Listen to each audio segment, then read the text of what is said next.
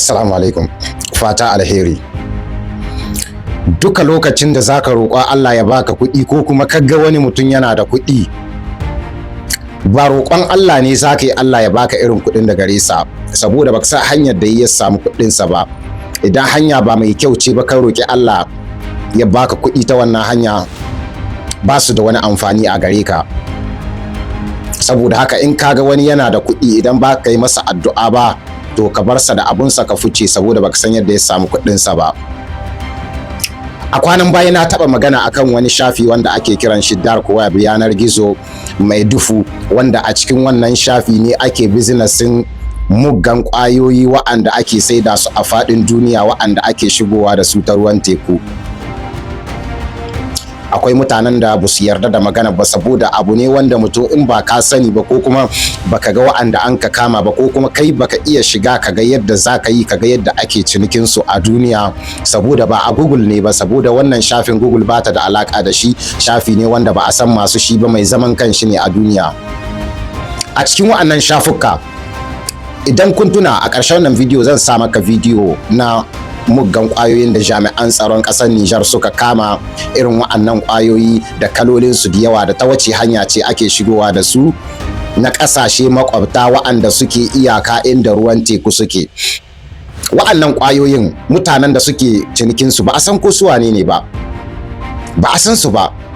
suna cinikinsu ne online bisa yanar gizo na dark web wanda babu doka a cikinsa. Sannan akasarinsu idan za a sayan wa'annan kayan, akwai manya-manyan mutane wa'anda suke a cikin ƙasashen Laraba, wanda suna da mutane a Nijar, suna da mutane a Benin, suna da mutane a Faransa, a ko'ina a duniya suna da mutane wa'anda suke ba kuɗi, suna da durobobi, suna da masu diba musu hanya, suna da komi da komi. Menene suke yi wannan mutanen? Wa'annan ƙwayoyin ana sayan su ne online bisa yanar gizo wanda ake kiran shi dark web, kuma idan ka shiga kana da ilimin shiga dark web, zaka shiga zaka tabbatar da magana ta gaskiya ne, ba ƙwayoyi kawai ake saida ba,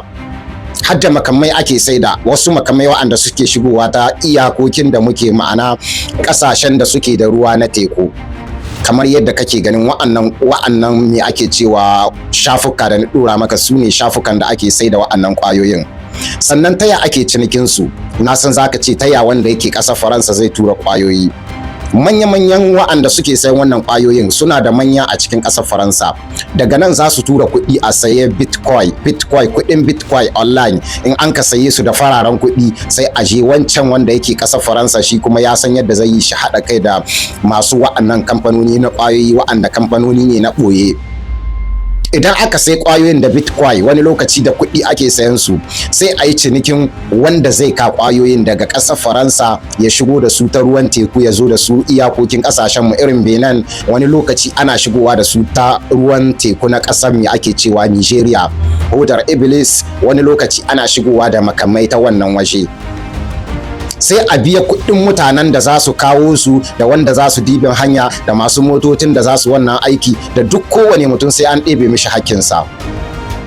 Idan baka yadda ba, ina mai baka shawara ka je ka nemi yadda ake shiga wa'annan shafukan, zaka ga yadda ake ciwa-ciwa ta makamai, ta ƙwayoyi da komi, kuma haɗin kai da wasu 'yan ƙasashe ne ake haɗa kai da su, ana ba su kuɗi. Saboda haka idan ka ga mutum da manyan kuɗi baka san yadda ya samu su ba,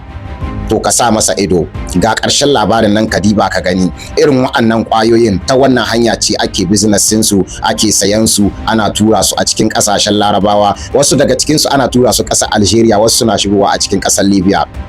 Da ido na ga motar da an ka kama wadda ta ci nasara, ta fito daga ƙasar me ake cewa Benin Cotonou, har ta samu nasara ta ratso Sahara har ta shigo ƙasar Libya. Da ido na ga wa'anda an ka kama irin wa'annan ƙwayoyi, kuma ta wannan hanya ce ake sayan su, ana taharib da su, a shigo cikin Sahara da su. Akwai abubuwa da yawa a wannan shafuka wanda sai in kana da ilimin binciken su. Akwai wani akwati wayayye karkashin kujuru, shi yasa ya ba su dama su kai mota can wajen su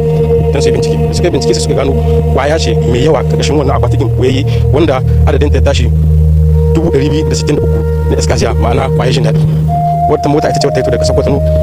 zuwa Maraba Ingal. Bincike na farko wanda 'yan sanda suka buɗa, sai suka gano lalle motar na Maraba Ingal zata, inda wani mutum mazaunin Ingal zai zo ya karɓe ta. da gauga jami'an 'yan sanda da bincike na musamman na hukuma mai kula da hotoci da mai kwayoyi na lela da na tawa da na agadas da goyon bayan na apalak suka kama musu suka je wannan karkara ta maraba ingal domin su wargazo wannan gungu na jigilan kwaya. Allah ya ba su nasara a birnin ingal su kama wannan mutumin kuma suka garzaya can birnin agadas inda sun kama mutum 4 cikin wata mota irin Land Cruiser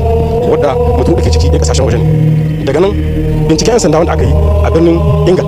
da mararraba ingal da kuma can birnin agadas ya ba 'yan sanda dama suka kama kuɗi zunzurutu miliyan guda da jika 103 da bidan isan su 4 da kuma kuɗi naira 20,000 na Nigeria da kuma har yanzu 28,000 na Algeria. To shi wannan gungu da kun ka gani na jigilan kwaya gungu ne wanda yake hitowa tun da ƙasar Turai, ma'ana ta tashar jirgin ruwa na ƙasar Turai suke tsarawa suna sako wannan kwaya cikin mota shakatawa suke kawo a nan ƙasar Niger sai su wuce da shi ƙasar Arewa, ma'ana dajin Raƙumi Magarib kenan. To shi wannan gungu na farko, wannan gungu da wannan jigilan kwaya wanda wanga kwaya da ya kawo shine na uku a cikin Niger sai a wuce kasashen Larabawa. Dama su jami'an tsaro na 'yan sanda na gundumar Ilela sun taɓa kama irin wannan kwaya wadda adadin ta tashi 800 a watan Fabrairu ya wuce. Kenan ba farko bane shi wannan kamun akan su wannan jami'an tsaro Ilela suka yi. A takaice ita wannan gungu na cikin kwaya wannan tun daga tashar filin jirgin ruwa na kasar Belgium ne wani dan kasar Faransa da ke sako wannan kwaya cikin motar shakatawa sai shi biyo cikin tashar jirgin ruwa na kasashen Afirka a zo da ita tashar jirgin ruwa musamman na Benin sai a zo kasar Niger a wuce a kai kasar Maghreb da jira kuma a sai da ta hanyar kasa. Domin haka